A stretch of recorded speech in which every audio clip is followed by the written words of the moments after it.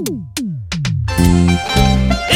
3:19 dice la palabra del Señor: así que arrepentíos y convertíos, para que sean borrados vuestros pecados, para que vengan de la presencia del Señor tiempos de refrigerio.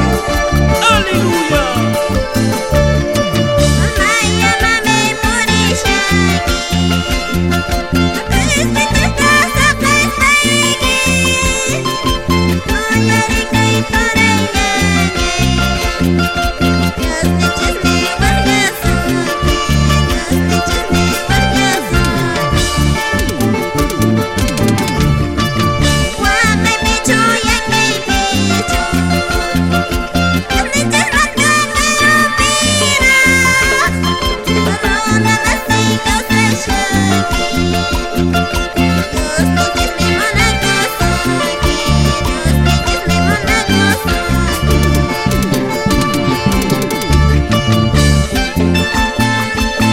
Buscad primeramente